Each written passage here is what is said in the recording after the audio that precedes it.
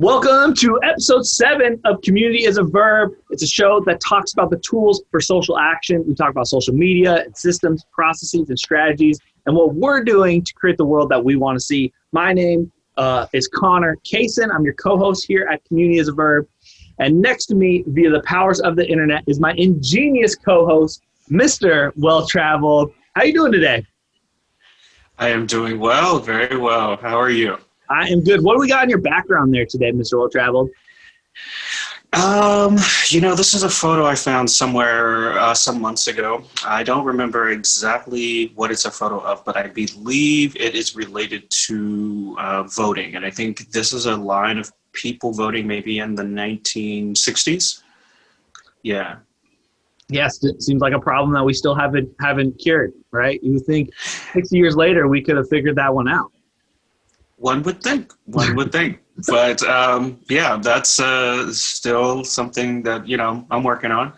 And actually, I was inspired to use this particular background because of the book that I'm reading. Last episode, I mentioned a book called Vanguard, and so I bought it and I have it. So maybe when we talk about, things that we're consuming, media that we're consuming during the downtime, I'll talk about that a little bit more. Excellent. Well, in our last episode was real serious, right? Talking about the election, talking about race identities, and there was some heavier topics. We're trying to balance that out a little bit with something a little bit more free-flowing, a little bit more upbeat. And so we invited our friend, Mr. DJ Prime, to the show. Mr. Prime, how you doing? I'm doing good, man. I'm doing real good. How are you guys doing? I'm good. Thanks for being our guest here on the show. Where are you zooming in from today, and what do you got in front of you? So I'm zooming in from my office in my place. I'm living in South Seattle right now, and you can see the whole DJ Prime, right? That whole thing. I'm actually have my my DJ set up as my foreground for my Zoom. Excellent. I love that you brought the turntables in there. That's way more exciting. Which was a recommendation from Mr. Well-Traveled. So Mr. Well-Traveled, your wish is my command. Thanks. Well, it looks great. Yeah, it does look really good. So we always start this show off with a little bit of a check-in. So let's do a little roundabout here.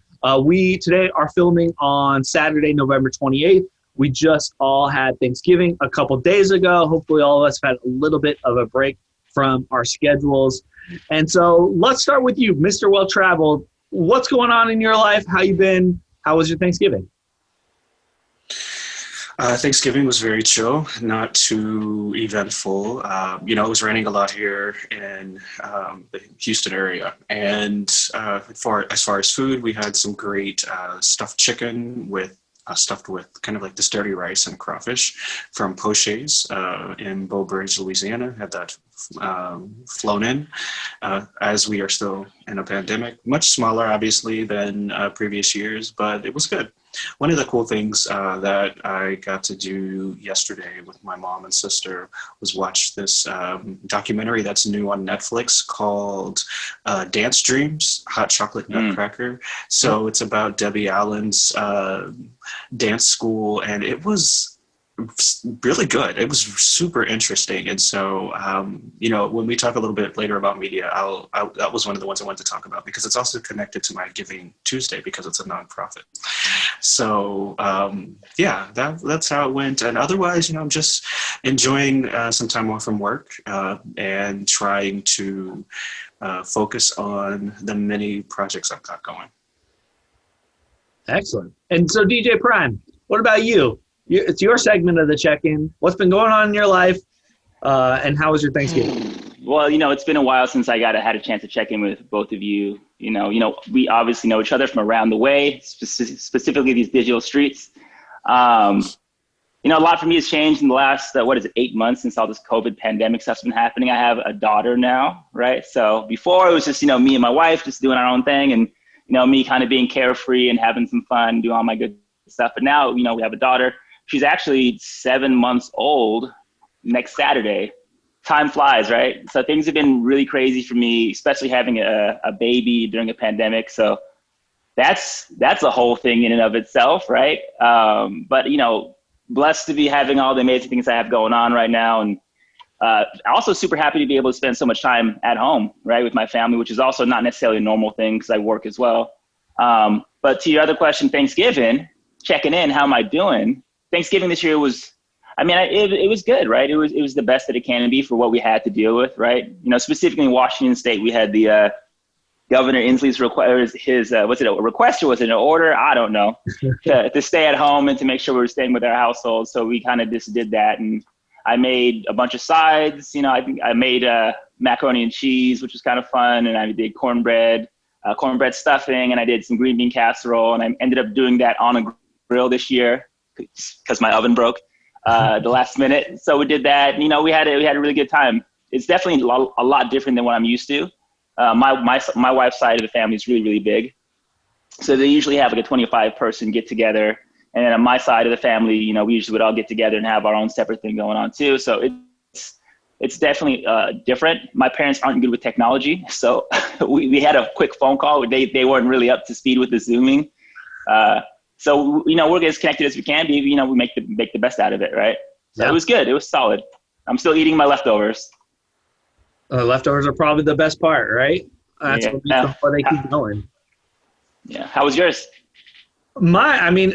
Same thing. It was just very different and very weird, right? It didn't have the same home dynamics. Mm-hmm. Anna and I, we sat on our couch all day. We really didn't do anything. I feel like this was the first day in a very long time that I wasn't doing anything at all. I had no plans, no schedule. And so it was just like a much needed middle day of the week for me, whereas like I'm not going to be on my phone, I'm not going to be on my computer, I'm just going to spend time with Amanda and nice. Lazy, which was great. I ordered food from Pike Place's Atrium Kitchen, and so they did like a single serving individual Thanksgiving dinner, and so it was $25 a person. Each person got 2 containers that had turkey, stuffing, mashed potatoes, green beans, cranberry sauce, kind of like the typical Thanksgiving dinner. And then each person also got 2 pies, got a pecan pie and a pumpkin pie. So I bought 2 of those, one for Amanda and I each. And so we had 4 pies and 2 big dinners. And for me, it was great because I didn't make a mess. It was relatively affordable and pretty good tasting, and I didn't have to do anything. So it was like, if I'm not going to do the normal family thing and it's just going to be us 2, like, let's just make it easy, pop anything we need to in the microwave, eat the food. Nice. And the movie that we watched on that day was a new movie out called His House, about 2 immigrants who immigrate to the United States from Africa, and it's kind of taking them through it's a horror movie, and it documents their journey and moving into this house, and the house is kind of haunted, and it reveals their entire journey as they go through. And it was excellent. Absolutely recommend checking out that movie as well. And so I'm glad everyone was doing okay here. Yeah. And so, Prime, you got your turntables in front of us, right? I do. So tell us a little bit more about like who you are, and let's talk about like who you were pre-pandemic, and then maybe transition to like who are you becoming? That's a great question, a very big question. I'll try to break it down into smaller pieces. Who I am is I'm just a young man living in the city, trying to make his way, right? Trying to find success in this world. As far as DJing goes, I've been DJing in Seattle since I think for the last 14 years. Wow. Doing a mixture of things. So I was doing nightclubs on a regular basis. I'd probably DJing on the weekends, maybe 3 or 4 times. Probably 4 to 5 times a month, just doing DJing. In my time, I've done everything from early on when I first started doing like college parties and doing different radio things I've done large scale concerts. I've done large scale events. I've done private events. I've done corporate events. And, I really found my own and I found like a happiness doing like club work. So I've been DJing a lot of clubs in Seattle. So a lot of the major venues throughout the city. But to your question, how did I deal with that with the changing world, right? It's been interesting. The last time that I DJed somewhere, I think was the last Saturday of February, right? So that's the last time I DJed a nightclub. So doing the typical showing up at 9:30, starting at 10, and then playing until 2, that whole part, which is a standard part of a working DJ's life. I haven't done that part of this whole thing in a while now, right? And it's been a really interesting transition for me specifically because, when you get taken out of a system you've been participating in for like 14 years, you really start to think and like deconstruct. Did I really enjoy every part of that process? And I've had a lot of really good reflection time to kind of realize there's certain parts of DJing that I enjoy, there's certain parts that I don't. I definitely enjoy the music part. I enjoy the song selection. I enjoy the culture and the technical elements of it. Do I enjoy being out until 3 a.m, like leaving at 9 o'clock after working a full day, being out until 3 and being dead tired the next day and all that stuff? Maybe not as much, right? Maybe I realize that I really can start to prioritize myself and my own well-being and my mental health and my self-care a little bit more. And that's something I think a lot of people realize, specifically during this pandemic period. You have so much time with yourself. It's like, what am I doing that I have to do? What am I doing that I want to do? And how do we start to make it, how do we find a better balance of doing the things that you want to do more, the things that make you happy when you wake up in the morning? And, I've had a really interesting transition of learning about myself and also specifically, having a daughter, right? That's another big prioritization shift, another really big shift in the way that I kind of see and think about the world. It's really helped me to better understand what's important and what isn't. I can definitely say that, through myself, specifically through a digital lens, like looking at like my social media or Instagram, Facebook, all that different stuff, I definitely kind of prioritized kind of putting out an idea of, hey, I'm doing all these things. I'm keeping up with the Joneses in terms of like DJing and culture and like being places, and I'm out here in these streets. And, when I look back on it now and I think about where I'm at in my life, it's like, do I really care about keeping up with a bunch of things that just don't matter? And the answer is no. I honestly don't. I can definitely say that I'm 1,000 times happier than I like right now, and even more fulfilled in lots of different ways than I was, maybe 7-8 months ago, right? Because I'm not over investing energy in areas that don't really give me the return that I'm looking for holistically, right? I'm definitely taking better care of myself, for sure. I'm a few pounds lighter than maybe the last time you saw me. I don't know. I definitely don't drink as much. I have no real desire to, right? When you're outside of that environment, life changes, I'm feeling good, feeling healthy, happy to be talking to you guys, happy to be talking to all the listeners on this podcast. But to answer your question, to answer the question you asked, I don't remember the question you asked. No, I think you gave us plenty there to work with. Okay. Yeah. Sweet. Yeah, I mean, there's a lot going on, right? Yeah, there's a lot going on, but something I think that you really have hit upon is really well. I think there were a couple of things that jumped out at me, right? So one, self-care. I think that's a big thing, especially coming at the end of this year. There's been a lot of change, and human beings don't always handle change very well. And I think it sounds like for you anyway that you've actually used this year to really do a lot of self-reflection, and then to determine at the same time what is really important to you and what really matters, and to spend your time and energy on that. And I think for many people this year, that has been something that they've also had to think through and to try to understand. I think the other piece that jumped out at me was really how you've determined what has mattered to you, and sort of looking at your pre-pandemic life and then comparing that to this, right? Like, so I think at the beginning for me personally, I thought this was all temporary, and in a certain sense it is, right? If you look at how long a person's life can last, this is a moment in time.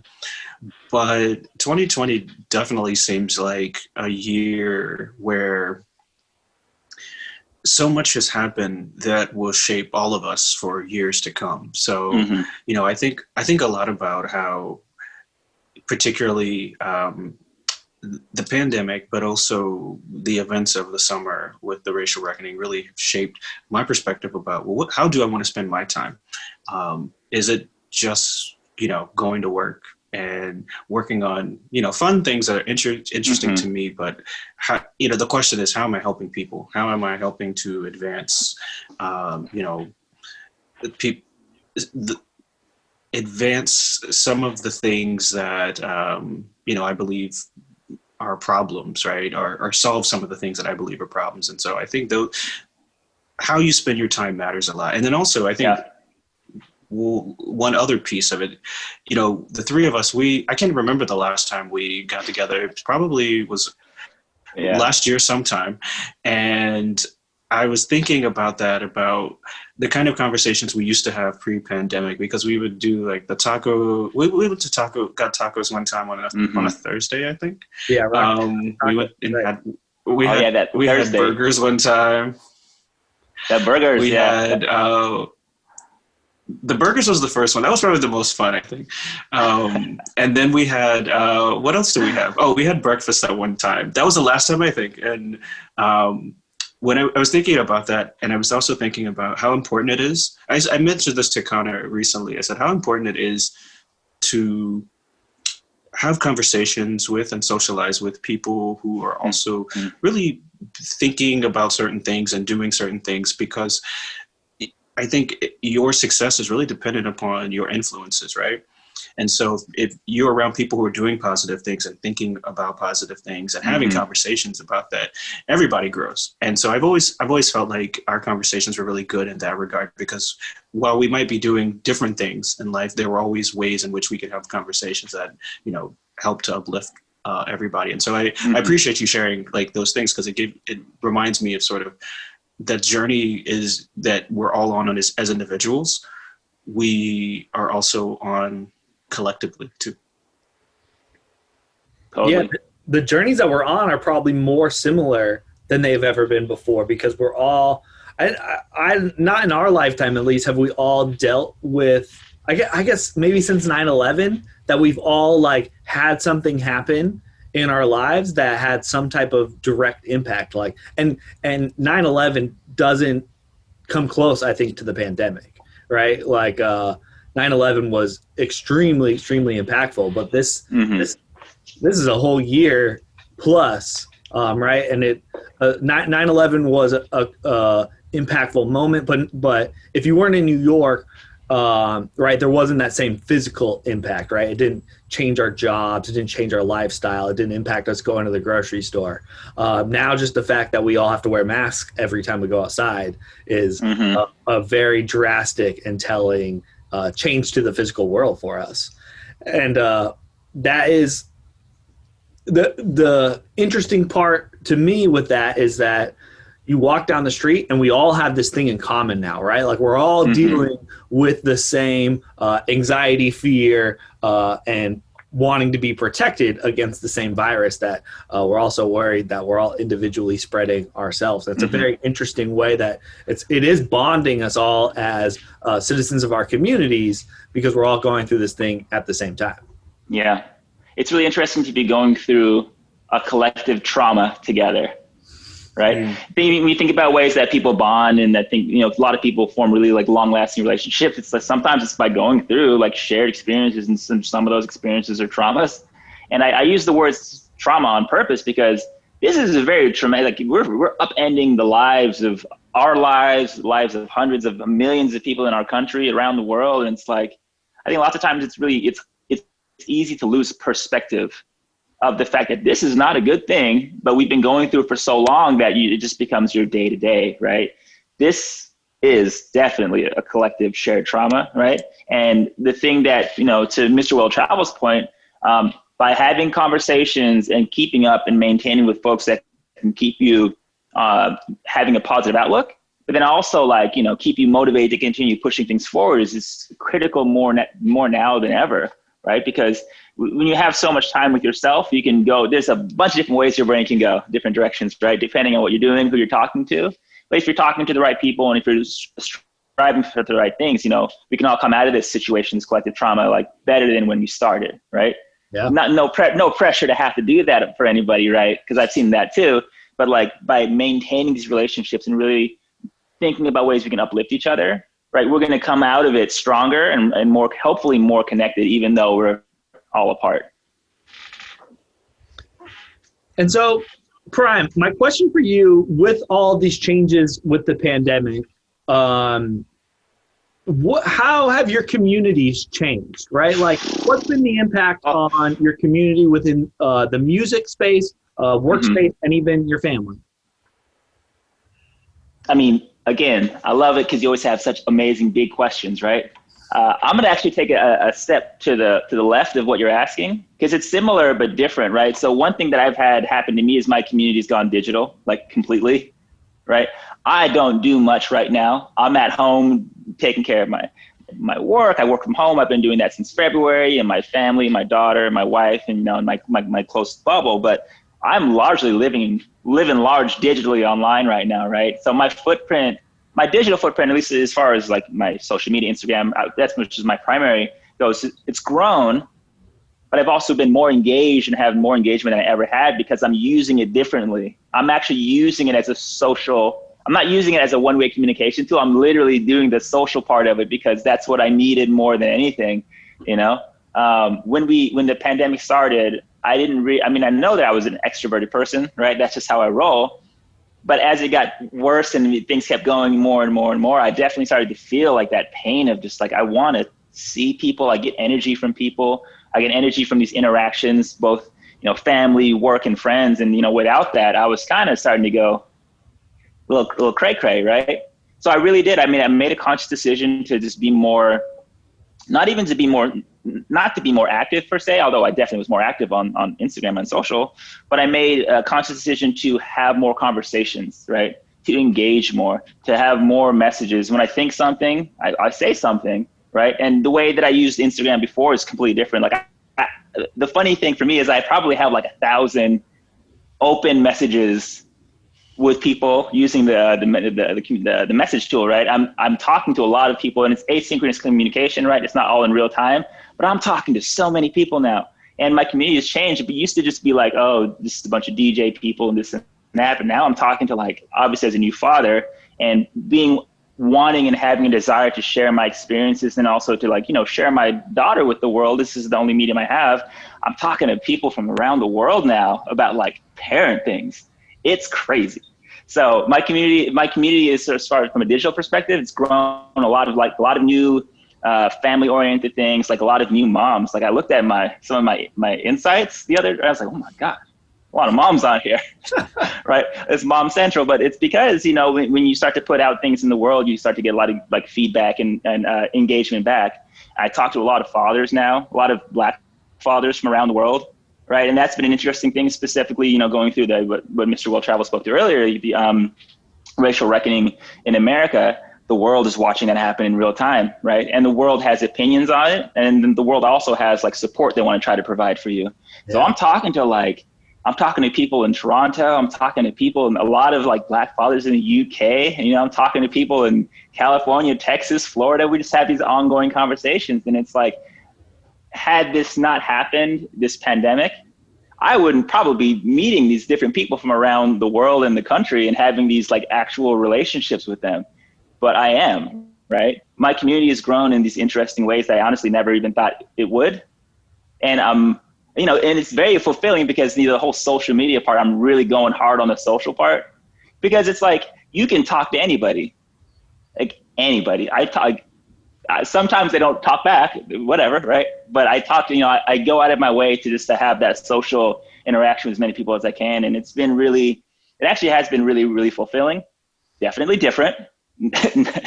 Not the same thing as we want to do if we're going to breakfast with each other or like getting like hamburgers or something, but like it has been an uplifting way for me to maintain relationships and to get encouragement from people, right?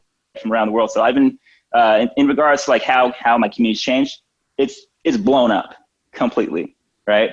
But in the best and the most unimaginably positive ways possible. So I've really been enjoying it. Boom. I was wondering who was going to jump in there. And I'll just keep firing away questions for you. Maybe before we do, maybe just wanting to react a little bit to what DJ Prime has shared. I think that's a really positive takeaway. I mean, that's a great result, right? To have that. And I will say, I have noticed that you and I actually have more conversation now during the pandemic than we had pre-pandemic on Instagram. And one of the things that I have to say is I have appreciated how like supportive you've been, like when I was working on the Next Step app and those types of things, because I think oftentimes on social media, you have people who will either like, they'll see what you're doing, but they won't really acknowledge it or anything like that. And so you always, you know, I remember like really acknowledging what I was doing, and it made me think, okay, so even though I know you and I know you outside of Instagram, most of what I receive of you is through Instagram, right? These days. And so I'm like, well, okay, so I can see that there's more layers to the person. And I think that's probably the really interesting thing about social media. It really creates a one-dimensional view of a person. And so as we've been talking, I'm like, oh, well, and this is one of the reasons why I wanted you to come on as a guest, actually, was because I could see that you had been thinking about many other things beyond what we see.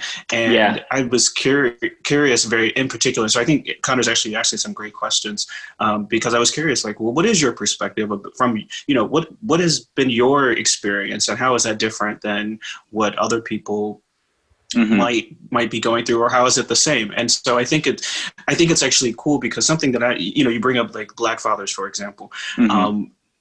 I've noticed that more during the pandemic than I think I did before. And I don't know if it's because so many fathers are at home now all the time, whereas maybe they would have been working. I don't know. Can you guys still hear me? Sorry. You sound really good. You sound great. Okay. All right. Sorry. Very strong tone. The screen on my end has frozen, or had frozen, and so I didn't know if I needed to stop talking for a second. So thank you. So I've noticed that a lot more that Black fathers are very active now on social media, but it's good to hear also that there's support, because I've talked to other of my friends who are fathers, and they've talked to me about that they feel like that is something that's important to them, is to be able to make those connections. And I hadn't, because I don't have any kids, right? So I hadn't really thought about it, that how important that is in just trying to have community and feel supported in that part of your life. So it's cool to hear that you've been able to really expand your world in that way. And I wonder, when we are on the other side of this pandemic, when we have a vaccine, when life returns to whatever we are going to label as normal, what does that look like? How does that evolve? I wonder a little bit about that, because I think maybe this is the beginning of some new kind of way of folks connecting and supporting each other, and to be able to, uplift each other as time goes on. I mean, this is your first child, so you may have more children, and so this is a longer journey. Oh, okay, sorry. I can see the look on your face. So if you're so if you're listening to this as a podcast, you probably, the look on Prime's face right now is one, like the kind of like shock and horror that you might see. Just trying to survive this one right now, Surviving, yes. So maybe not. But so my thought is actually just, I think sounds like it could be very much the start of a new sort of way of uplifting the community. And I think that that's good too, because as they say, right, when you are thinking about children, it takes a village and all of that, but it doesn't necessarily mean it's a physical village. I mean, it could very much be a virtual one too. I mean, to that point, that's having a child. I didn't have the child, right? But like, having a kid during this time, it's like such a huge departure from the way that things would normally go, right? You imagine this stuff in the hospital. Oh, my water broke. You show up at the hospital, your family's there waiting in the lobby. Everyone's there to support you. People are bringing in food. Oh, what do you want to eat? Oh, I'm going to bring, like, none of that of that fantasy of what you people have experienced on either from other relatives or on TV is the reality right now. I almost wasn't even able to to go to the hospital, right? That was part of the requirements, like of COVID and COVID rules, right? So for me, it's just such a big departure from what we think what it would have been had there not been a pandemic. So when Isla was born, I was allowed to go to the hospital. So it was myself and then my wife and my mother-in-law, she was allowed to go. But as soon as the baby was born, mother-in-law had to leave, right? And then also on top of that, when we went to the hospital, we entered the room, like the birthing room, but you can't leave that room the entire time you're there. And when I say room, I really mean it's like like a bathroom, like 2 bathrooms maybe. Like it was a very, very, very small space, right? And we were stuck in there the entire time. You can't leave, you can't walk the halls, you can't go to the bathroom, you can't leave and come back. Like you're there for the long haul. And then, so, I was in the hospital living inside of that one room for maybe 4 days, right? Because my wife got induced. Yeah, so it's like, and you can't have any family come to support you. You can't have any family come to help you. It's like we couldn't do anything. And, I had lucky for me, I really love hospital meatloaf because I ate, I had that meal so many times. Lucky for me, the hospital food was good, but it's like, it was such a big departure from what you would expect and what people are used to having happen, And then even after we go home, it's even bigger changes, right? You can't have family come and visit you in the same way they traditionally would, right? Random people can't just drop by, or when they do, they're giving you one of these, and who's holding your baby, right? And these are all these really painful decisions that you had to come to grips with and have realizations about. And, especially now, it's whatever. We're just used to living in 2021, but it's a huge change, right? To not have that community level support when these things happen, right? Maybe you would have even dropped by the house and shown up. I would have seen Mr. World Travel with a meal for me or something, or maybe Find Me in Seattle would have dropped by with a gift card for like a very fancy restaurant or something. I don't know, but it's like we couldn't do any of those normal things. So I've had to. I don't want to say I've had to find, but I have found support from a community level, from social and from online and from, digitally in a way that I didn't even think was possible. Right. To your earlier point, is there going to be a new paradigm shift in the way that we do things in the world and in our communities? And I have to honestly say 100% yes, because digitally you're only one message away from connecting with somebody, right? Whereas physically, you have to get in the car and do all these different things. It's like the reason why you and I have been talking more during this pandemic is because for me, I've just made a conscious decision that when I think something, I say something, right? So if I see something that you're doing and I'm like, wow, Mr. Will Travel's killing it right now. It's so much easier for me to tell him that, right? To let you know, as opposed to wait till the next time I see you. Which is not going to be for a while. So, and I've also made a conscious effort to just make sure I can communicate my thoughts and my energy to people that, that sometimes, if I'm not able to see you in person, I want to give it to you digitally, right? So anytime I see any of my friends or anybody doing things that really deserve applause, I go out of my way to make sure that they know that, right? Because, we're only as good as the people that we keep in our company. So I'm just trying to be good company, right? And trying to give the same level of support that I've received from others. So definitely going to be, yeah. Like you made that connection, like when you were DJ, you still are a DJ, right? But when you were out, right, it was so much about like you providing the music and always having the feedback come from all the people. Mm-hmm. And it's almost like you flip that now and you're like, all right, I need to give that energy back to other people in the community. That's really cool. I love that. Yeah. And so what else, like, and maybe this is too personal, but like, what about your intimate relationships, like with your wife or your family, right? You don't have to obviously watch out now. Right, but like, how have you managed? I was kidding.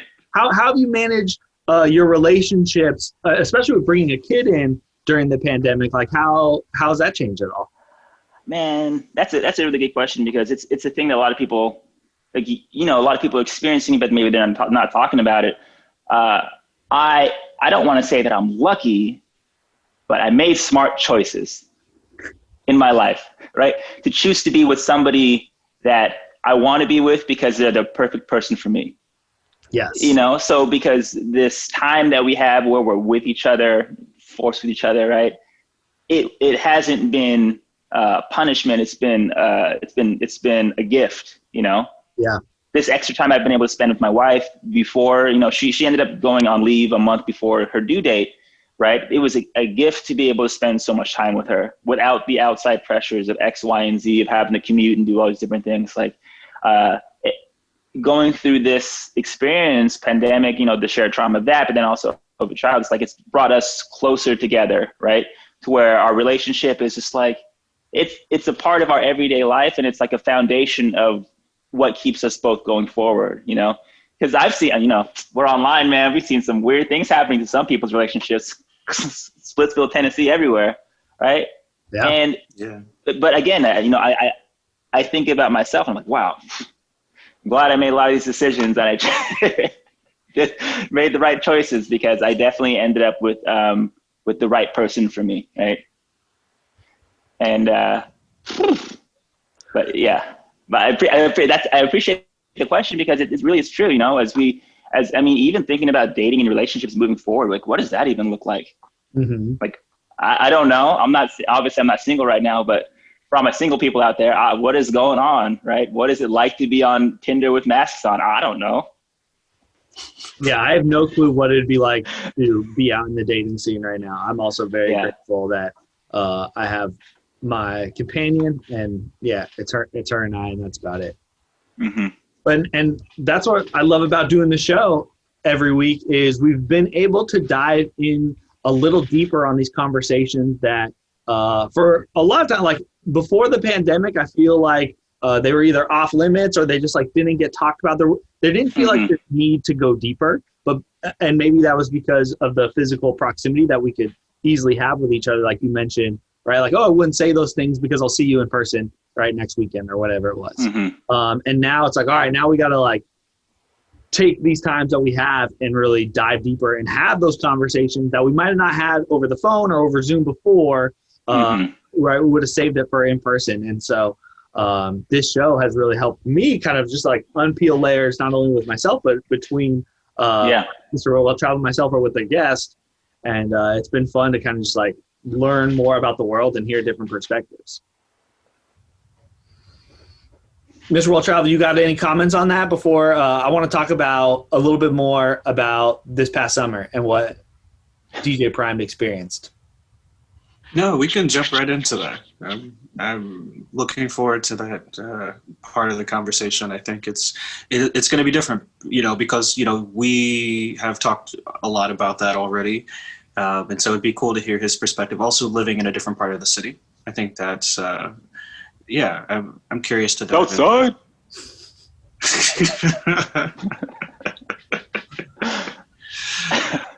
There's that too. How about you cue him up with a question? Oh, you want me to come up with a question? You put me on the spot here. I don't have a question. I was waiting for you to ask the question. I believe in you, Mr. Well Traveled. You tend to ask all of the questions. So I was like, okay, I'm waiting on the next question. Okay, so let me think about what do I want to ask. You know, I think what I'm more interested in, I mean, we all know what happened, right? We know that there was the murder of George Floyd. We know that after that there were weeks and weeks of protests that really never stopped. I mean, they just continued, and while they at certain points they were very, very small, and then they would grow again depending on what else was happening in the world. I think what I'm more curious about is how did you feel about what was going on in Seattle during the summer, and what do you, and did that inform, particularly, you know, we've just had an election, did that inform your you know, choices as you were voting? I think that's kind of the question. And then okay, and then I think from that, I think the other thing I'm thinking about is, you know, with having a child, is there a connection there to your thoughts and about what needs to happen in the future? Because as I think about it, if I had a child, I would be thinking about how can I shape the world so that my child doesn't have to live through what I'm living through right now. And so I wonder sort of, about those things, about how you that connection. So to your question specifically about the summer, social unrest, racial reckoning, all of these, all these long time coming things in the US, right? It was an interesting experience having this all go down in like the first month of like my daughter's life, right? I was at home, no one's coming over, we're just, what time is it? What day is it? Who knows? You're going through a lot of that, but then when everything is going on, it's like, it's specifically in downtown Seattle, looking at all the protests and all the things that are happening. It's like, as an individual, I want to be out there in these streets, not necessarily tearing it up and making my voice heard, right? I want to be out and I want to participate in and I want to have a feeling of participation, physically, right? Because that's what I would want to do.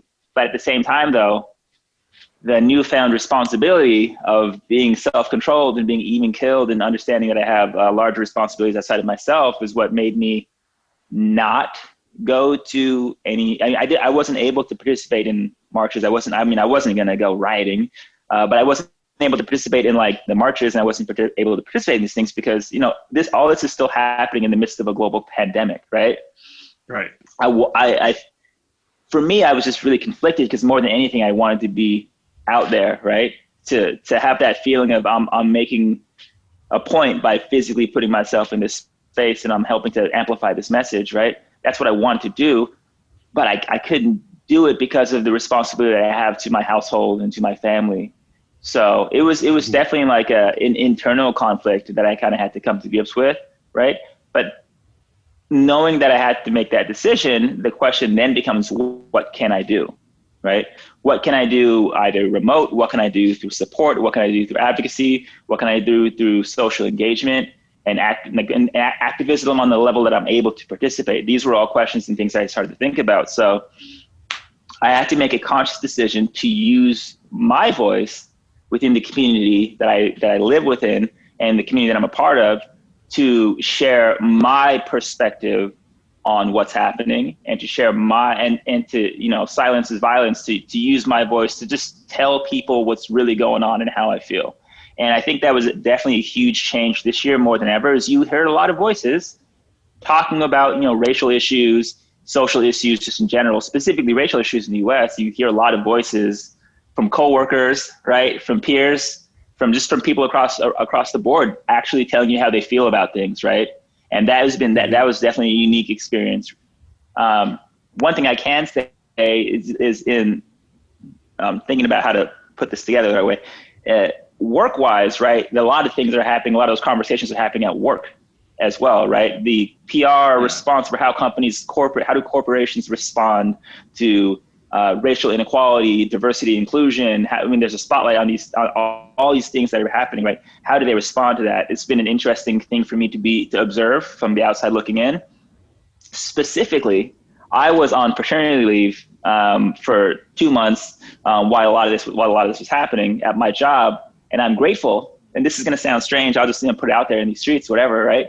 I was grateful that I wasn't there to participate in some of those conversations because a lot of African American people know working in the corporate world is like oftentimes you are one of the few people that are in that room, or you're one of the few people that are participating that are there, right?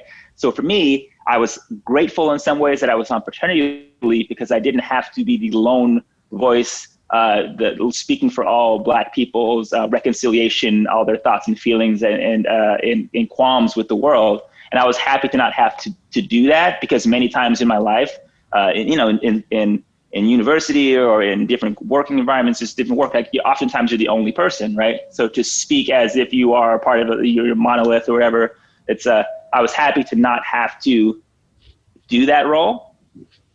And I was happy to see people willingly pick up that baton and push that conversation forward, from across a wide variety of races. A lot of, obviously, right, a lot of white people are having these conversations and seeing some of these things for the first time, things that have been going on forever, right? So it was really interesting for me to, in some ways, to get reached out to by coworkers and just by just different people, and to hear their thoughts and feelings of some of these things they've never had to come to grips with.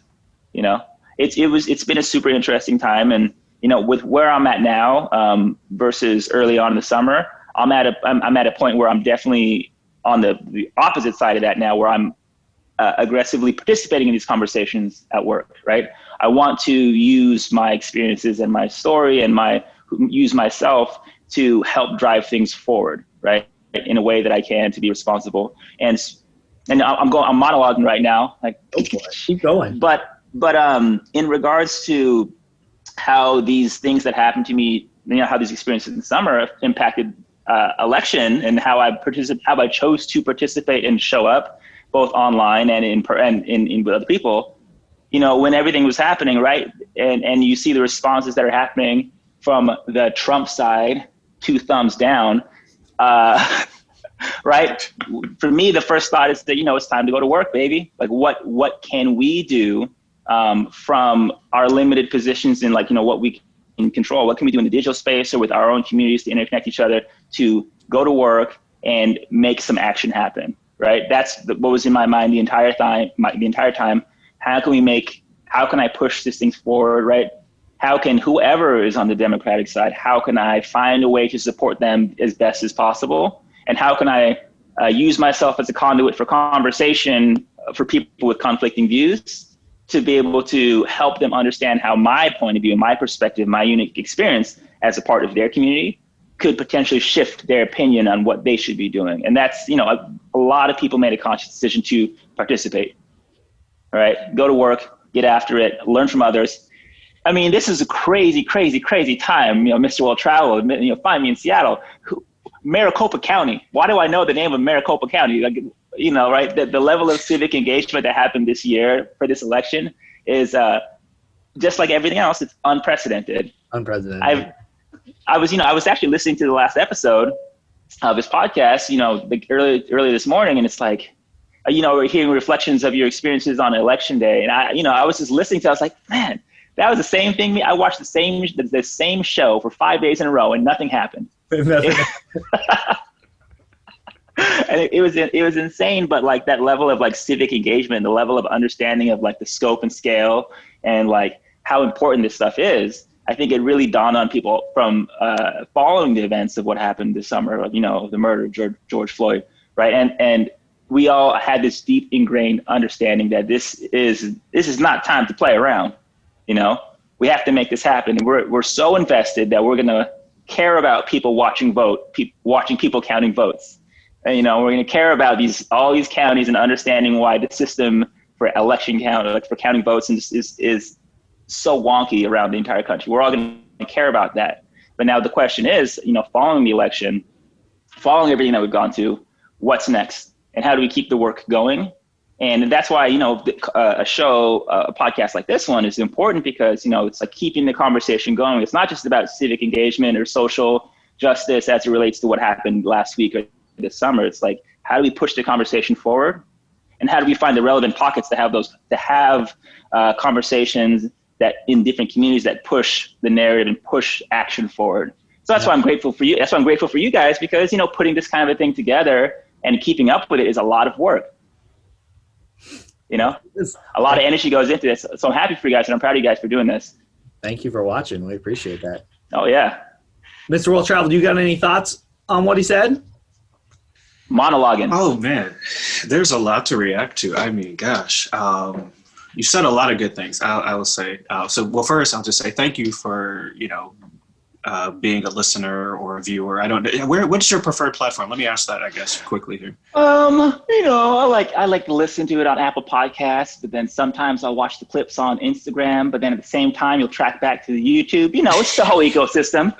We're doing through 360 monetization. Okay. Okay, cool. Well, thank you for wherever I can click. Us. Give me more places I can click, and I'll go do that too. Oh, we have Wherever I them can for you. support. Don't there are lots of them. I think, well, thank you for definitely checking us out on Apple Podcasts. And for those who do check us out on Apple Podcasts, thank you for being a listener. Please give us, a rating, because we're trying to get our ranking up. But I would definitely take the time say, to subscribe. Take the time to subscribe right now if you haven't done that. Thank you. See, that we need to have you just do that for us every episode. Just cut me in. Just cut me in. Make sure you like and subscribe right now. Thanks. So yeah, I mean, I definitely.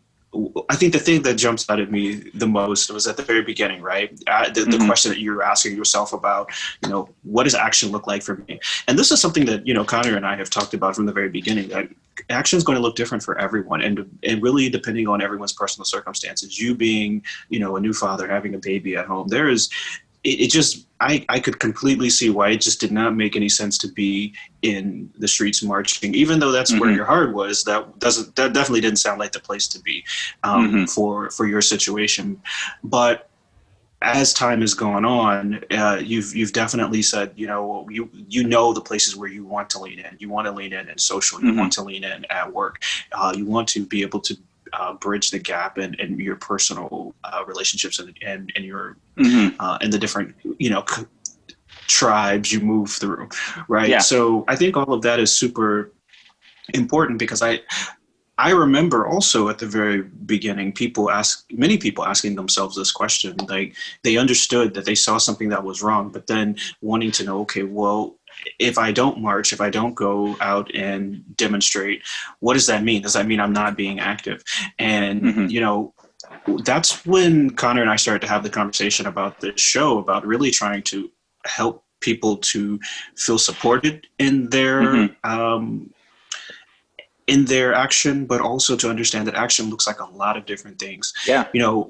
I can really relate very much to your experience of being the only one in the room, and then also being, the representative of an entire group of people that's just as diverse as any other group of people. And so that is something that goes on your entire life, right? Depending on the type of environments, particularly if you're a Black person who finds yourself in predominantly white spaces, like I have, and sounds like you have for most of your life.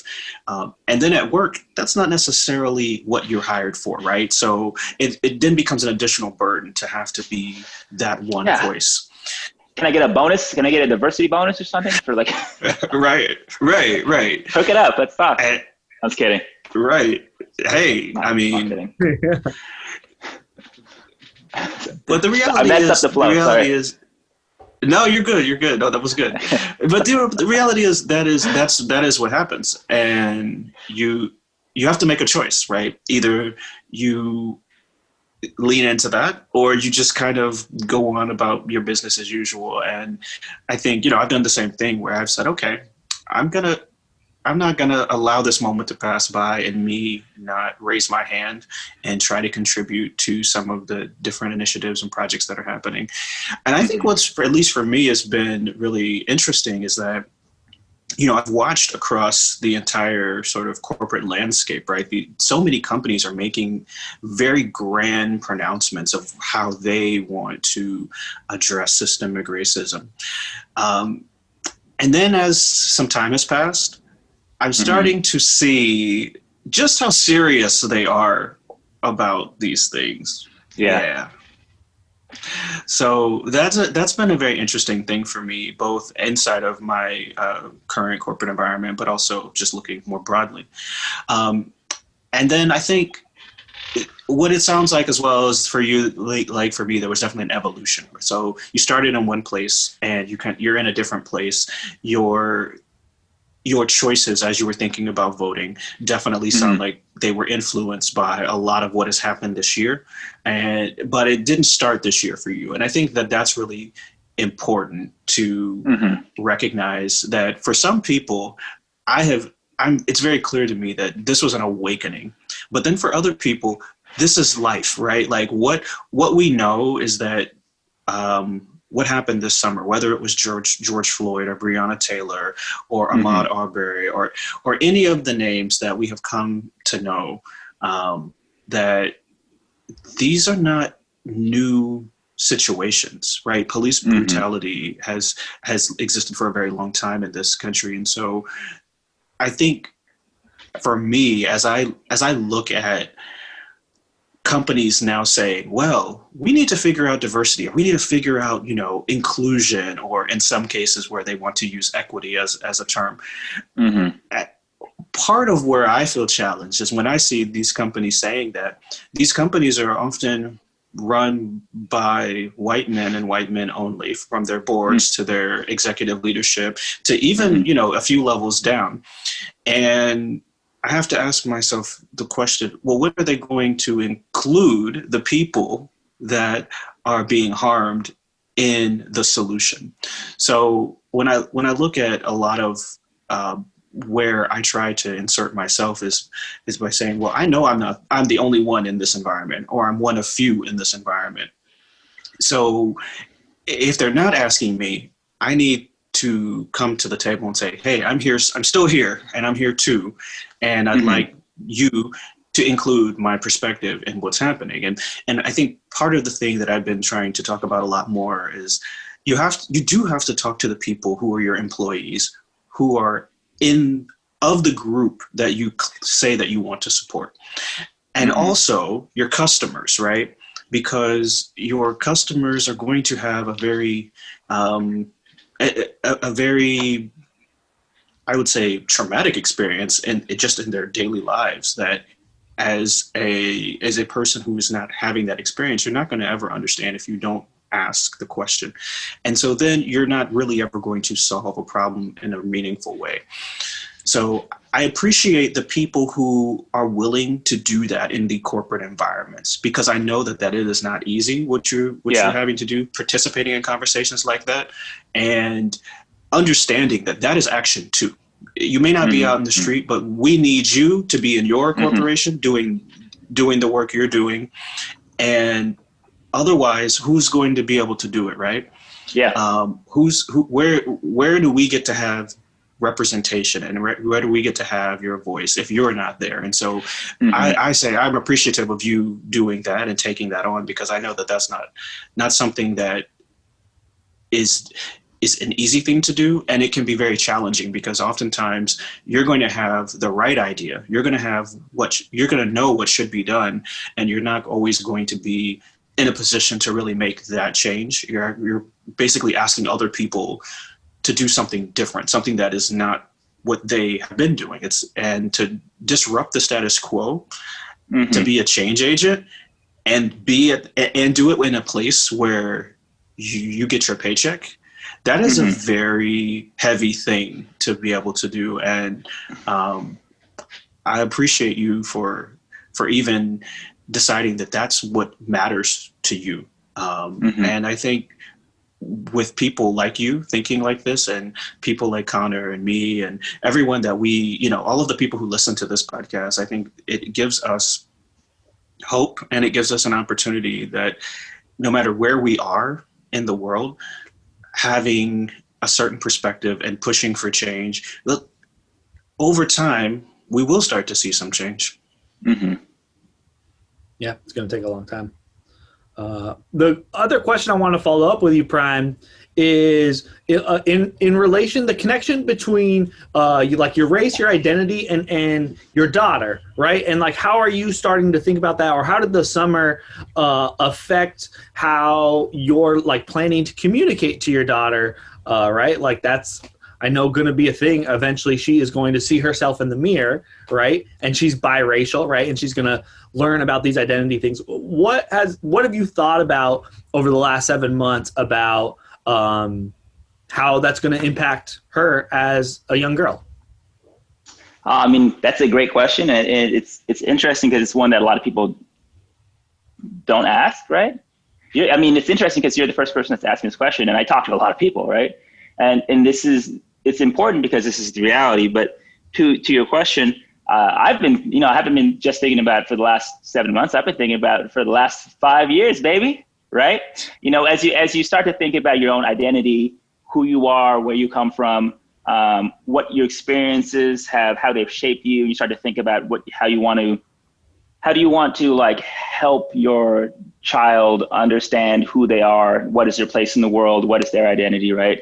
You have to kind of start thinking about your own personal journey of coming to understanding who you are, where you come from, and how can you like speed that up for her, right? How can you give her like that snapshot of who she is and really start from that point where you're reinforcing on a daily basis. So for me, really interesting enough, so I am half Black, half Filipino, right?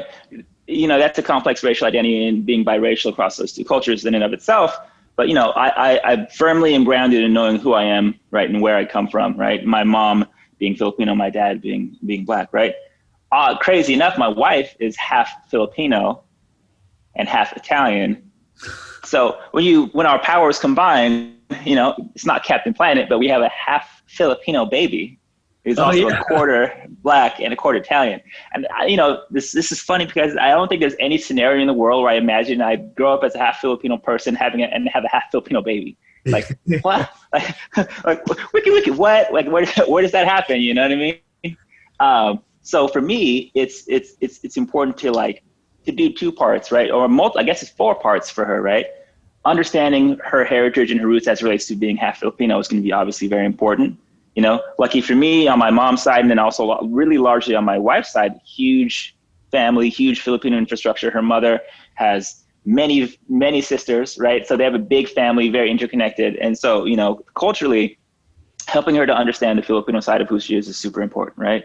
On the Italian side, for my wife, you know, being half Italian, her father and her family side, we're going to make sure that we expose her as much as possible to what it means to be Italian American, but then also Italian from Italy, right? The goal is to go to these places and to help her understand who she is, right? By going there and experiencing things and experiencing the culture. How do you do that though on the Black side of your family when you don't know, culturally, or you don't know like genealogically where you're from, right? What does that Black experience look like when you don't have that track back to understand, you know what I mean?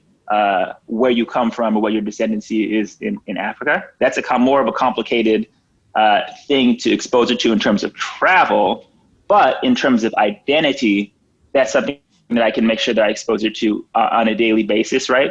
By exposing her to the lineage and the history of what it means to not just, I mean, there's different phrases, right, to be Black in America, but then also the African-American history and the diaspora of what it means to grow up myself, my own personal experience, like her uncles and her aunts' experiences, my brothers and sisters' experiences, her grandpa, what does that experience look like? But then also like not be afraid to just like let her know who she is on a daily basis. And then also help her become empowered by owning that experience of being someone that is half Filipino, you know, a quarter Black and a quarter Italian, like letting her know that that is a beautiful thing. And also reinforcing that this is who you are. Good for you, right? And I'm gonna try to do that every day, right? Because it's not that I didn't have that experience myself growing up, but I don't think that it was a conscious decision to affirm that identity, right? I think for my parents, it was kind of just like, boom, you are who you are, go get it. But for me, it's like I think I do have to make a conscious decision to affirm all the parts that make up who she is, right? And then help her to be empowered and to become strong in that identity, right? Travel, I do think is going to be a big part of it. When's that going to happen? I don't know. And understanding what that looks like on the, I think a lot of domestic travel specifically to expose her to different variations of the Black experience in America. That'll be interesting, right?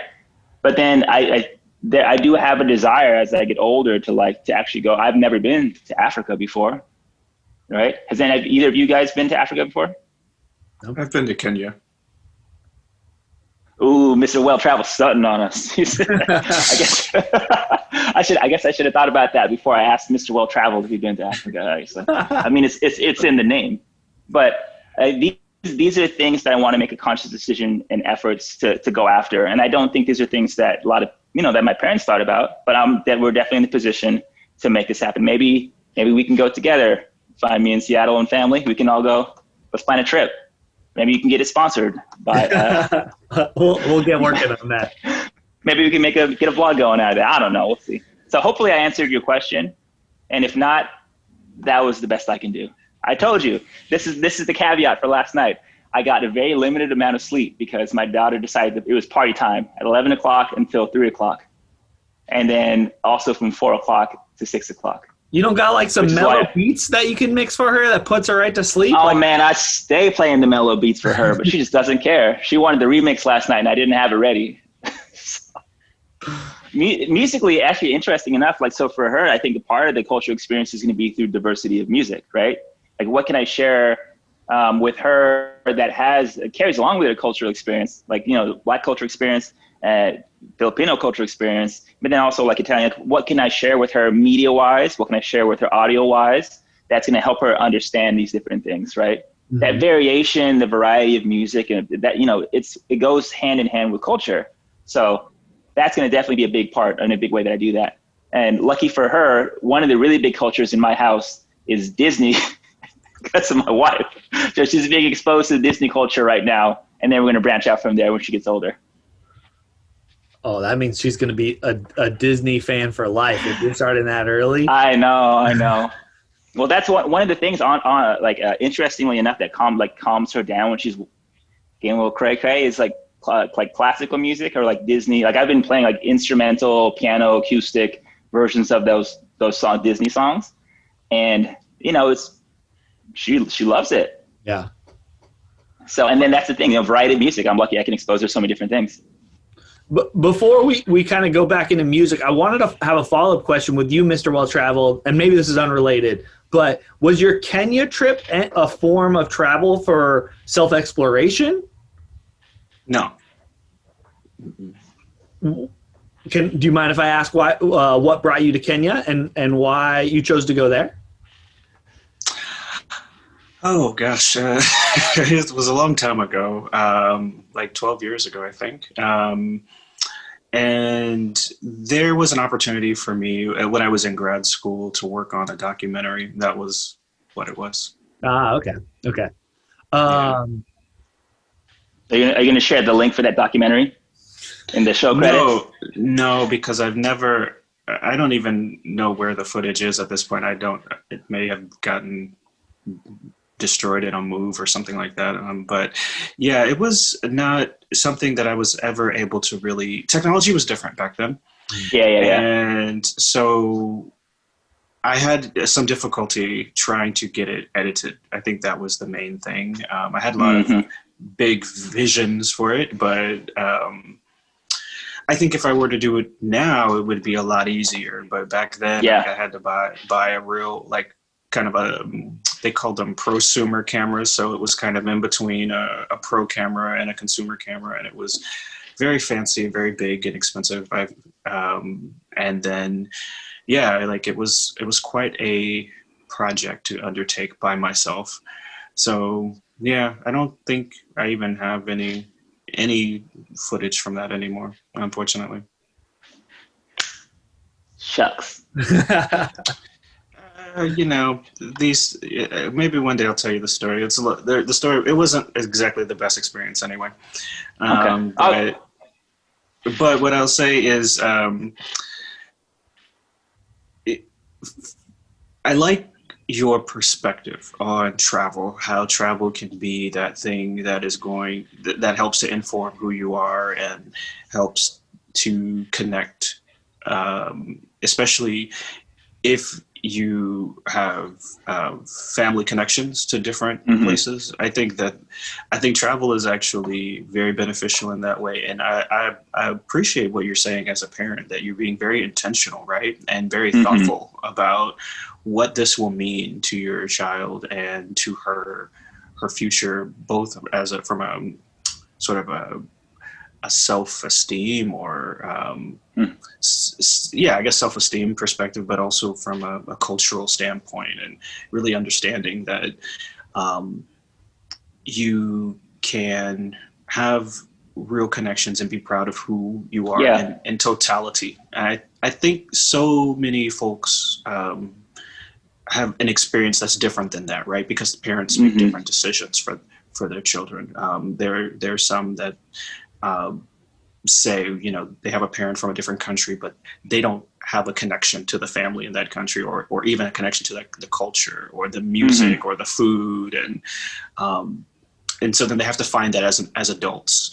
And I've always been impressed with the parents who do the opposite. That they're very intentional about ensuring that their children have that connection, because as adults, they're very, for me, I always find them to be the most interesting adults, right? Because they're very proud and they want to share and help other people to understand their family's history and background. And I always like that. And you did touch on something that is actually pretty key here, right? That, you know, as African Americans, we don't actually have that connection, that direct connection to Africa. And so when you see that other people have that, it's something that it's just very special, right? And what is nice, I will say, is that there's a whole continent to explore at some point, whenever this pandemic is over. And I would like personally to go back and go to some other countries. And that was actually something that I had on my list. I don't know if I would have done it this year or not. It's kind of hard to tell, but it was definitely on my list to go and spend some time in South Africa and some other countries in the southern part of Africa, just because I hadn't done that before. And I feel like I've gotten my fair share of Europe. I've done that. I'm good. I've spent a lot of time in South America, and so I always want to go back to Brazil. But the idea of being able to go to an entire continent that's full of countries, right, that are where people look like you, and they represent what, you know, could have been, right? I think that's kind of an interesting thing, and it definitely was for me going to Kenya. It was one of those experiences that I think I had a lot of expectations, and it didn't quite go how I expected it to go. But now that I'm some time removed, I think I can better appreciate having, you know, a tourist experience in a place that maybe feels like it should feel, or how do I want to put this? I think a place that feels like I should be able to call it home, but understanding that I'm still a tourist because I'm not a citizen or a resident of that place. And so I think that's part of what, for us, we have a very special sort of thought process that we go through when we think about Africa and about going to Africa. But I don't know that that's necessarily, in practical terms, I don't know that's necessarily what's happening, right? Like there's this ancestral connection, but in reality, you're an American tourist. So there's that. Yeah. That makes sense. I know we wanted to talk about music in this show, and we haven't really touched on it real quick. And so I'll pivot a little bit on that just so we can, because I want to hear from you, DJ Prime, about what you've seen change within music this year, and how have your tastes in music changed? So how have my taste in music changed over the course of this year, but then also what kind of shifts have I seen in the industry? Yeah. The shifts in the industry is kind of a big question. There's a lot of different ways to think about that. I was looking into last night, how has consumer behavior changed in the midst of the pandemic, and like what does it mean for an album that is released to be successful in terms of sales and streaming numbers, and how is that calculated? I was looking into that last night to try to understand how projects that come out now are stacked against, things that happened in previous years. And it's all crazy, man. I was going to say streaming numbers and projected sales, it's all kind of a mess. As far as like how the industry sees music, it's a big question, which I don't have a big answer to. All I know is that BTS has the #1 album in the world right now. with their album B. I was looking into that because we're going on a tangent. I'm just going to ride the tangent wave all the way there. But there's an album that came out recently that I thought was going to be like the #1 album in the US. It was Megan Thee Stallion, the hip hop artist. Her album came out. I was listening to the whole thing, and I don't listen to a lot of albums straight through very often, but her album was just like solid. It was really, really good. It was like really, really, really well put together. It was great. So, and I was thinking, I wonder if this is going to go #1. So I kind of looked into it, and I learned about the combination of streams, and she was projected to sell like 92,000, or I was confused what that meant.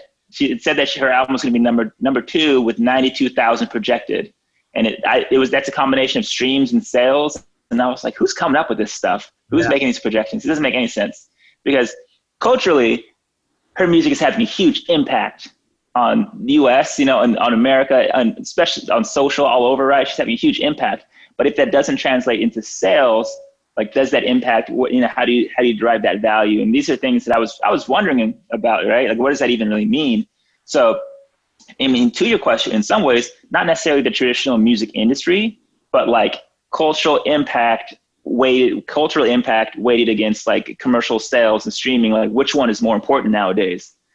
This is what we're getting into a really interesting place, because is the cultural impact more important and more valuable than the actual sales and those different metrics that are being tracked? I don't know. Right? Because that album is full of bangers. I'm not sure if you checked it out yet. You got to go check it out, man. You'll be dancing all night. That's something I've been exposing my daughter to, because she needs to understand what bangers sound like. And bangers are I feel like bangers are very different. I mean, those change every single year. Glad you got a hype button. I'll let you know. Oh boy, I love it. And Mr. Will Travel, you got something to say? No, that was it. I was just reacting to the hype button. That was it. I like it. It took me by surprise. I lost my train of thought right there. Hopefully, I didn't blow your eardrums out. Hopefully, recorded it. Wait, what happened to Prime? He's disappeared from the screen. Well, we got a special appearance. Can you put her on the turntable and spin her? I don't think she wants to spin around. All right, baby, let's do this. For those of you, DJ Prime got his. I'm trying to get her down. There she goes. Say hi. Say hi. This is the first baby on the show too. First baby on the show. Say hi to Mr. Well-Traveled. Hi, Mr. Well-Traveled. Say hi, find me in Seattle. Quarantine in Seattle. Quarantine in Seattle. Quarantine in Seattle. And so Prime, do you have any thoughts about, do you care about the Grammy nominations that came up this week? Is it like in relation to like the Weeknd being snubbed? Yeah, that kind of stuff? I think BTS got snubbed also, right? What? So that's the thing, is like in terms of media, I definitely follow different things than I did before. I was previously following singles every time a single comes out, right? I have to be on the cusp of new music and new songs, because I have to understand, okay, what's next? What do we have to start getting into the rotation? What do we have to start playing?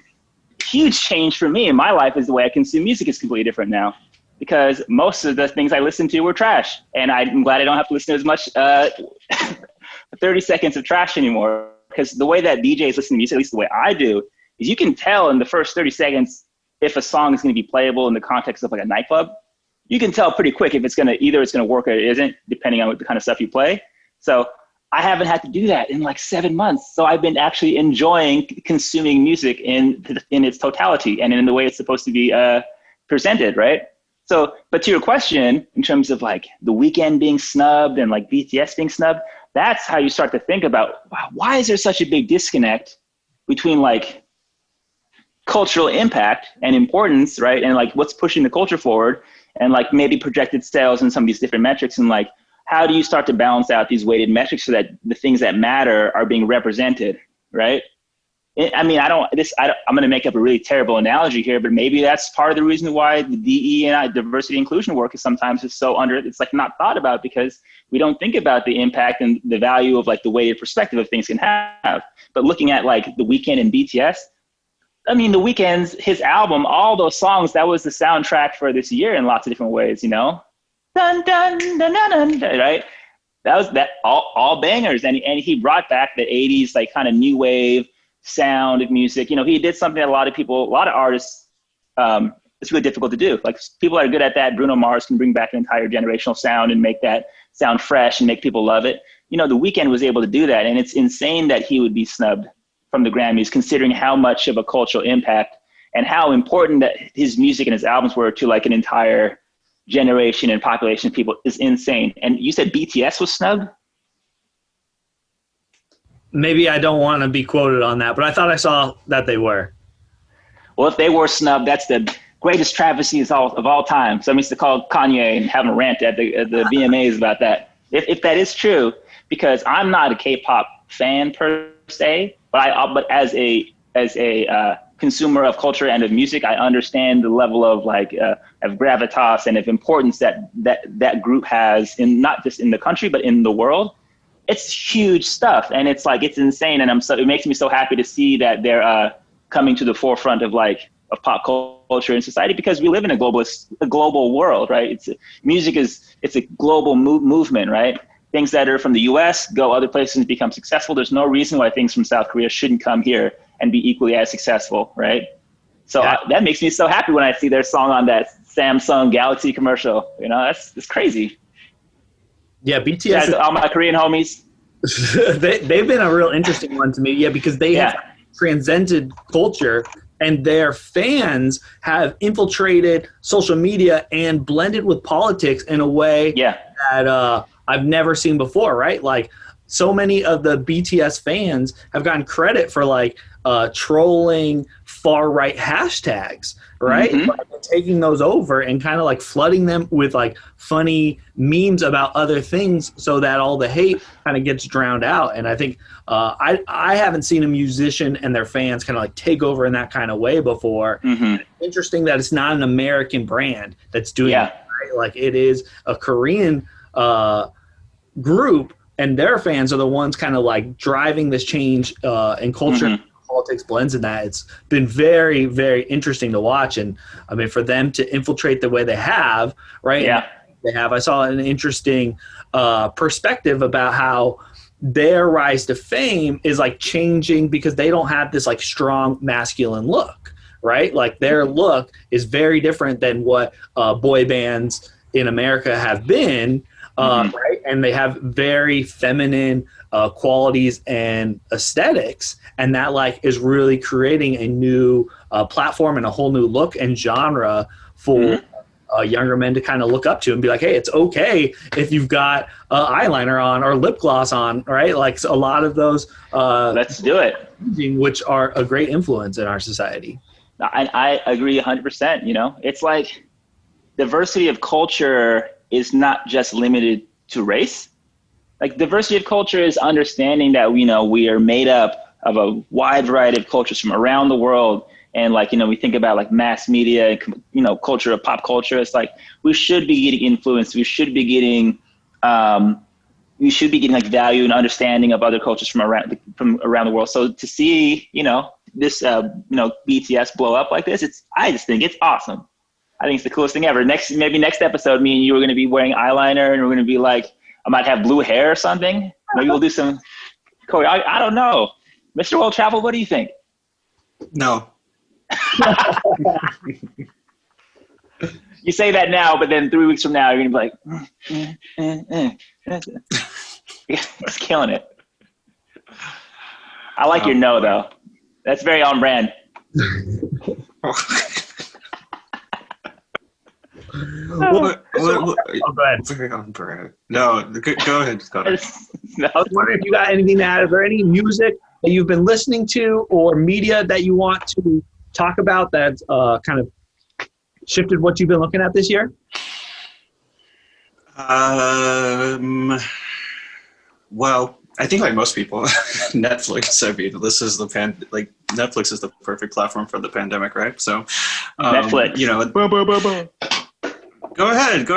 Hit the hype button for Netflix. Shout out to Netflix. Holding it down for 2020.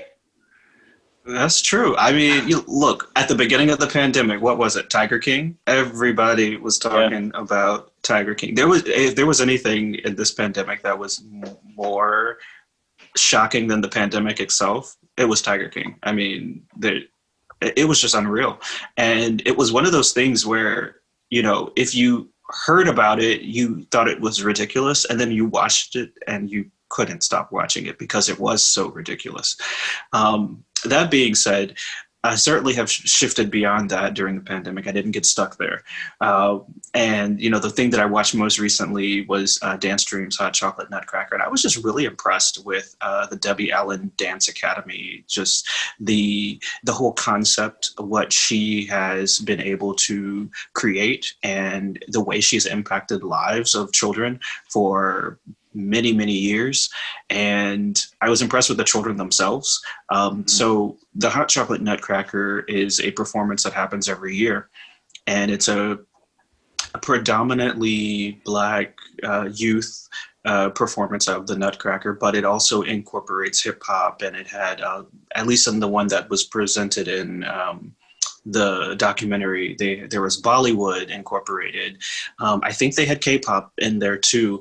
And it was amazing to see 200 kids on stage and just the level of determination and commitment and talent and community. I mean, I think that was the big thing that I took away, was that, you know, many of these kids want to go on to become professionals. And in the time that they spend in her academy, they really learn that professionalism, and they get to have a space where they're connecting with others who are on that same journey.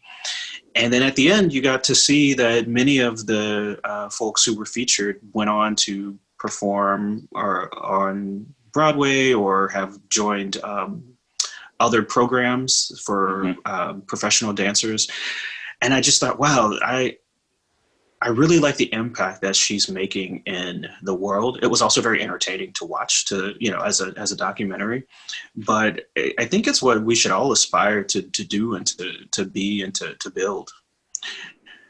So with that, I felt like that was a good way to sort of, round out my pandemic viewing. Well, how about, go ahead. If you have thoughts on that, Prime. I was going to say, Debbie Allen is an example of being successful in one area and then driving value for other people from her own experiences. And, she's a super interesting person, fame early on in her career, and then also being a talented dancer and doing Fame, which is a show she was in or whatever. But I didn't even know that this existed. I didn't talking to you about this now. I didn't know this existed. Now I need to add this to my list and watch it right away. My first question for you is this 30 minutes? Is it an hour, or is it a series? I need to know what my time commitment's gonna look like, Mr. Well Travel. No, it's pretty long. It's over an hour. So yeah, you're gonna. Okay. Yeah. I'm ready. I'm gonna watch that tonight though. But it's super interesting. And as we talk about media, I just want to say diversity of perspective in where you get your media from and recommendations from is super important, right? Because I have the same platform as you, but I engage with it completely different than you do probably, right? Mm-hmm. I have Netflix, but your list is different from my list, but there's probably so much stuff I could probably learn about from you that I didn't know about that I should be consuming to help push my, value of of entertainment, but then also culture forward, So this is actually, I was going to just say, I think it's in some ways, these recommendations and doing it from different voices, it's powerful because I never would have found that. Yeah, I know. It's funny that you say that, because if my mom and sister hadn't been watching it when I walked in the room, I probably wouldn't have found it either, because it hasn't come up on my, the algorithm hasn't suggested it to me. I'll just say that. Exactly. The computer hasn't told me about it yet, but I'm sure now, even if I don't add it to my list, I bet when I go upstairs to the TV, it'll be on there as the recommended thing, because my phone's heard me talk about it so many times. Yeah. That's probably true. Now, and I should say, Connor, the one that you watched, I watched that one too, actually, the other day. That movie was interesting. It was very different than what's it called? The one with the immigrant one. His House. Yeah. His House was very interesting. Now I have to watch it. I don't have a choice. I have to watch it now. I'm already scared, but I'll man up. I'll do it. It's not scary. It's not scary, actually. It's not scary at all. It's more thought-provoking. Yes. Yeah. Yeah, it was definitely a perspective of the immigrant story that I feel like doesn't get shown very often. Like it seemed like I don't know, that it had a perspective that I hadn't really thought about before. And yeah, the it's more like intense, like right. You know when like movies get you and you like hold your breath, right? Because you don't know what's going to happen. Like yeah, the scary parts aren't necessarily scary, especially as the story unwinds and you kind of learn what's in the house. And so, but yeah, it's very thought provoking and just an interesting perspective. And to kind of combine the two and kind of make the immigrant story coming to America and being put in the position that they are, and reflecting that with a like almost like horror suspense genre was just a very interesting contrast about their perspective of what that would be like to move to a foreign country and not have anything, right? And the intensity not only of the journey that they took to get here, right, and the impact that has, but then also how do you adapt to what's changing in society? And it has this really good pull between the two main characters about like conforming to America and the other side pulling back and like keeping connected with your roots and the importance of understanding where you come from and honoring where you come from, and how that like tugs within the relationship. I thought was really interesting. I thought it was extremely well done movie, and the narrative of it had my attention the whole time. Awesome. You know what would be cool? Maybe you guys should put together something like, I just thought in my head, maybe it should have been a sidebar thing, but maybe you could put together like a December 2020 Communities of Verb suggested media like post where, like some kind of a card that says, check this stuff out that we think is interesting. That'd be pretty cool. We'll talk about that after. That's a good idea. Yeah, that is a good idea. Well, I was going to say the way I would define that is more like a psychological thriller. I think that's probably the better way to look at it, not a horror, because it was very psychological. That was really the thing. And as you correctly described, it was really diving into the relationship and what each character was experiencing separately, but then when they came together and how that sort of created conflict. It was very much about their own psychological state and how your, in this particular case, ghost of your past can come back to haunt you and live with you in your new place. So you're trying to escape from those things and start over, and yet those things still live with you. And so I don't want to give away anything else beyond that, but there's kind of this twist in the story that I didn't see coming that really sort of shapes like how you understand the characters. And you also are on this kind of journey of feeling maybe at points sympathetic, and then at other points maybe like, oh, wait a minute, I don't necessarily feel bad for you right now. So it's it was interesting in many ways. I haven't seen a movie like that before, I don't think. I like when movies make you feel really two-sided about characters, right? Like when you're rooting for characters and they put you in a position where it's like, oh man, like am I still rooting for this person or am I not, right? And I think it brings out a true human side, right, that is really relatable, right? Because all of us have these good and bad decisions and good and bad actions that we've all had in our lives, and we've all made bad decisions, but that's also not a complete reflection on who you are. And I really like when movies make you feel both ways about a character, right? Because it just makes them so much more relatable than the knight in shining armor, right? That is perfect all the time, because that's just not relatable. Yeah. So you brought up the hot chocolate nutcracker, and I feel like that's probably a good place for us to transition, because it's Saturday and this upcoming Tuesday is what's known as Giving Tuesday. It's probably one of the biggest fundraising days of the year. And so we wanted to give a little segment to this show just to talk about Giving Tuesday and some of the organizations that we wanted to give a little shout out. So Mr. Well-Traveled, how about you start, and who do you want to highlight today for Giving Tuesday? Yeah, so I have two organizations that I've recently learned about. So one, I've already mentioned, the Debbie Allen Dance Academy. It's a nonprofit organization, and so I really appreciated the mission of the organization and how it helps to uplift young people through dance and the arts. And and sometimes it can look a little, I think to people on the outside it can look like sometimes that those types of things are very superficial, right? Just dancing or just singing, but really it's about community building, and really it's about giving children a creative outlet that they otherwise would not have, and also allowing them to pursue their passion in a professional way and start from a very early age. And they talk about in the Netflix documentary how hard that is for the children, but then how it sets them up actually for whatever they choose to do in life, because it's like a young athlete, right? There's a level of commitment and of time in particular that they have to dedicate to that. And you have to be very disciplined, and you get hurt. It's not easy. There's a lot of disappointment. And so if you start at such a young age, many of them starting at 8 years old and then going into adulthood, they are prepared to be able to do a lot of things outside of that because they've dealt with a lot of the challenges that come with trying to be a professional at a very young age. And so I thought, this is the kind of organization that I want to be able to support. And so that's one that I really, really liked. And I hope other people will consider the Debbie Allen Dance Academy as their Giving Tuesday nonprofit. But if you're looking for something a bit more academic, there's another organization that was recently launched this year.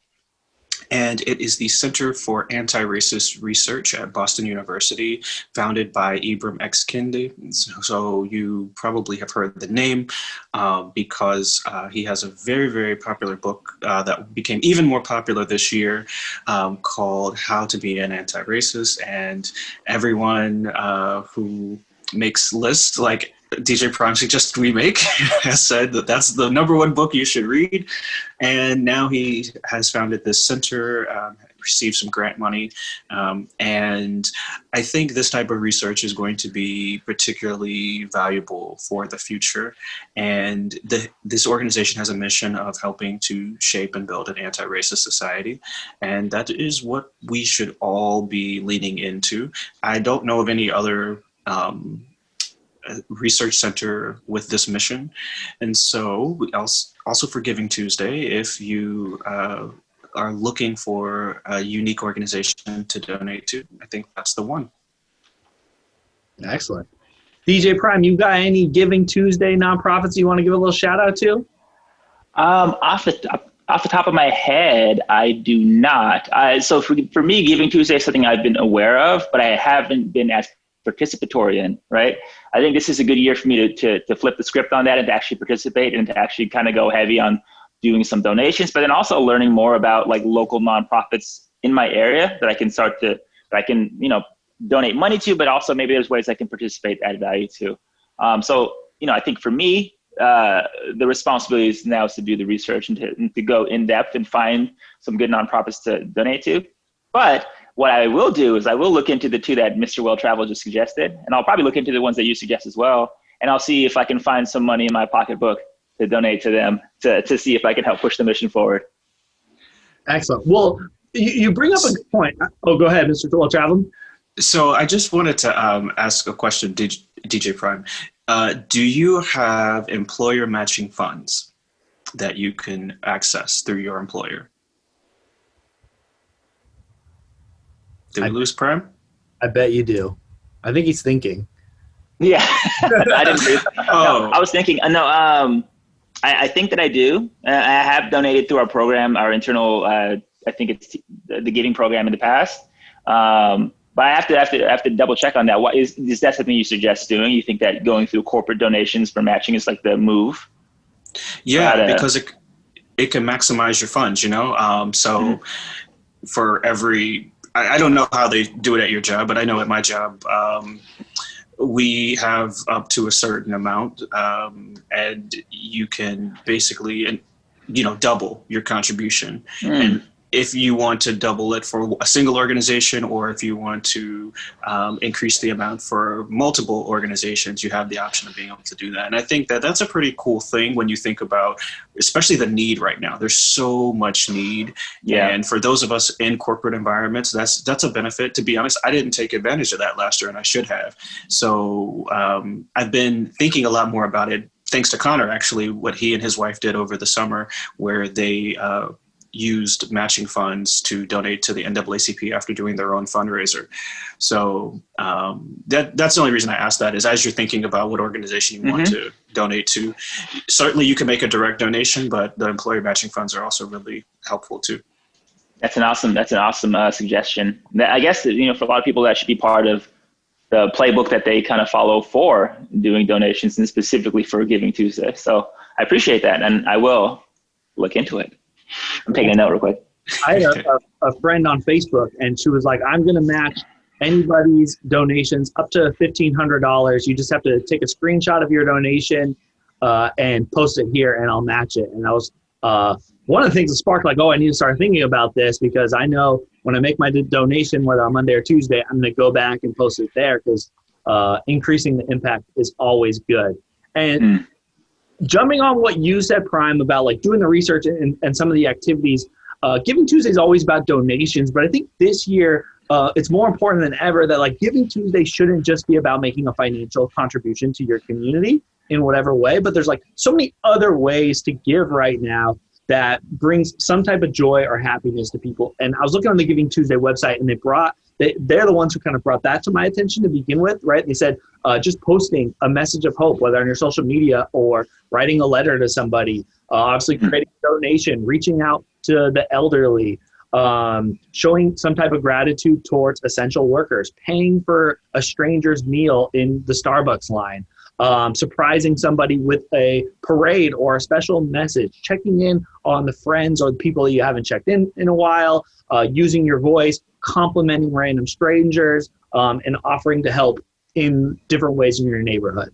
And so there's so many different ways to give back to your community that I think it's important. It's like, it doesn't need to be a financial commitment, and it doesn't always need to be this Tuesday, right? There's probably something we should be thinking of, like on a daily, weekly, monthly basis for all of us to our communities. But the two organizations that I wanted to shout out with, first, I'm going to start with the Seattle Parks Foundation. And they are a nonprofit here in Seattle that help advocate and support open green spaces. So that big park where Mohi is in South Lake Union, like they were some of the initiators who started building that big park there on Lake Union. And they started as part of the city, and then they broke off from the city and became their own independent nonprofit. And they kind of came on my radar this year because having access to these open spaces in the city has become extremely important this year, right? With having limited access to really do anything or socialize. And I spent so much time this year walking around Seattle and exploring all these different parks because it's the only outdoor space that we have access to. And so I thought they deserved a little shout out today. And the other one is the Chief Seattle Club. They are a local nonprofit. They say they're a human service agency, and I wanted to read specifically what they are. They're dedicated to the physical and spiritually supporting American Indian and Alaska Native people. And they have a day center in Pioneer Square where they provide food, primary health care, housing assistance, an urban Indian legal clinic, a native art job training program, and frequent outings for their members. And in the spirit of Thanksgiving and honoring the original people of America, I thought that they deserve some credit and just a shout out here on the show as well. And they are going to be an organization that I am choosing to give to this year. So I like that. Let's make sure when we post this that we put links to those orgs in there, because I think, you've just made me aware of two orgs I hadn't been aware of previously, and I definitely want to check them out. Yeah, and then I'll add on one little tidbit that's more, it's like kind of like selfish that I'm doing, but in the month of December, what I've been realizing is my whole platform is about supporting small businesses and promoting all the local businesses. So for the month, pretty much the next 25 posts in the month of December, I'm going to be doing a gift card giveaway to any of the businesses I promote. So I created a $500 budget for the month of December, and I pretty much get a takeout meal from a local business every day. I'm going to be buying a $25 gift card from that business, and then I'm going to post about that business, and I'm going to give the gift card away to someone within my Find Me in Seattle community, because I feel like that kind of helps everybody. Not only am I spending a little bit more at the local business, I am providing that money to my audience so that they can have a meal on me while also discovering a local business, and then promote. And also selfishly, I think doing all these giveaway kind of, helps my brand as well. So that's the other thing that I'm doing for Giving Tuesday. I'll give a shout out to my wife, Amanda, who was like, you should just do that. You have the budget, like you have the money. Why not, make this? That's awesome. For all these businesses. That's awesome. Cool. Well, I think that is probably, we've been on the show for a little while now, and I know Prime's got a baby he's got to go take care of. And so, yeah. Prime, to close us out here, do you got any final thoughts or message or something you want to share with the world? Things that I want to share with the world. For myself, over the past, couple months, specifically going through the pandemic and having all these changes in my life, I'd like to just share that, the concept of community is a verb. It's something you participate in, something you take action in. I think that, I just want to send the message that we all need to take our active role in being like the beacon of light and beacon of hope within our communities, right? It's time for us all to continue to do what we've been doing, to take action, to continue to get to work to make the changes that we want to see, not just globally, not just in our state level, but just, in our local level, in our relationships with our families and with our friends. We need to all make active decisions and make choices to be that beacon of positivity and of hope, because you never know who needs to hear that message that you have to say on that day. So Giving Tuesday, go out of your way to give people that you think deserve a shout out or a compliment. Go out of your way to give them that shout out, because you never know who needs to hear it and when they need to receive that message. So that's something I would say for something that we should all continue to do. I'm going to go out of my way to do that as well.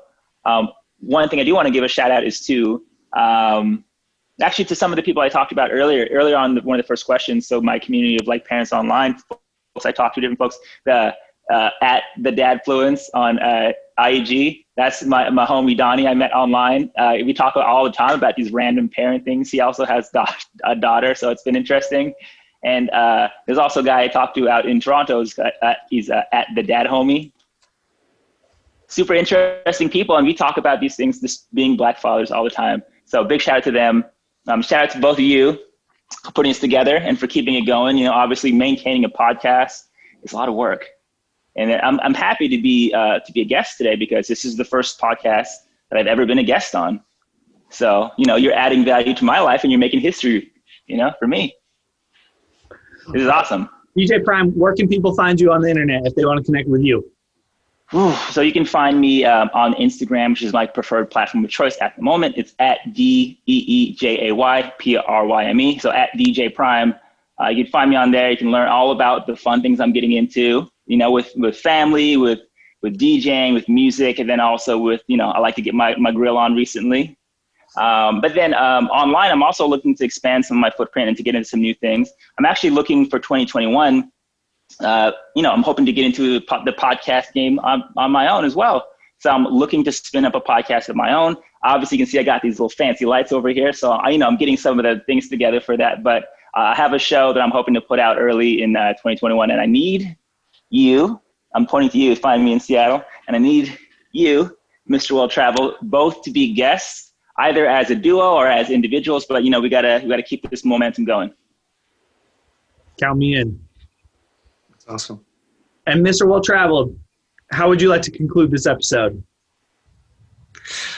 Yeah, I'll follow Prime's lead here. I want to give a shout out actually to someone I follow who also follows me on Instagram, who sent me a message to say that she listened to our last episode and she had a recommendation for a Thai restaurant in Houston for me. Because remember, I mentioned that I didn't know where to get good Thai food in Houston. So I want to give a shout out to Crystal Phillips, who is at Black V Living on Instagram, and she has given me a recommendation, and I want to say thank you for the recommendation, but also thank you for taking time out of your holiday weekend to listen to us, and then give me the recommendation after that, because there are so many people who are listening or watching us or on whatever platform, but we don't always hear back from them. And so it really is a nice thing to know that someone has taken the time out of their day, because this is a pretty long podcast, and I recognize that, taking the time out of their day to listen and really listen thoughtfully, right? And respond, because the messages that I get, and I know you get messages too, I can tell that people have listened, they have thought about what we have said, and then they wanted to make sure that they connected with us. And so thank you, Crystal. That is very meaningful to me. And it also is motivation, right? As Prime was saying about just doing that, just expressing that is very positive, and it helps us to keep going, because as Prime also mentioned, making a podcast is a lot of work, and there are so many out there, and I recognize that time and energy are finite resources. There's so many things that are happening in our lives, whether it's family or whether it's work or whether it's the social action that we're working on, or even entrepreneurship or personal projects. And so for anyone who takes time to listen to our show, I am very grateful and appreciative. And please continue to send the messages. And for those who are so inclined to support us with a like on one of the stars or a comment, those are also really meaningful and helpful too, especially in the different algorithms of the platforms that we use. They help to boost our ranking, and more people are able to find us. And so if you have an opportunity to do that, please do. Also, please share with a friend. We'd love to have more folks join Community as a Verb.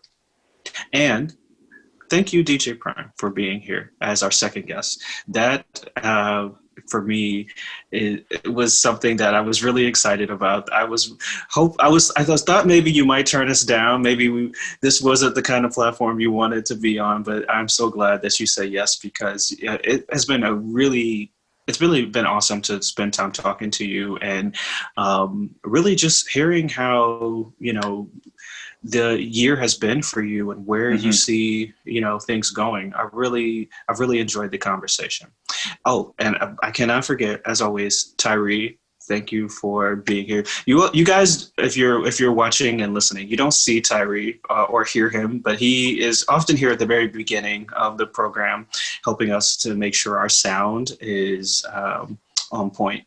So thanks, Tyree. Wherever you are, I'll be connecting with you soon. Excellent. Well, I'm Connor. He's Mr. Well Traveled. He's DJ Prime. Thank you for joining here at Community is a Verb, and we will see you soon. Bye.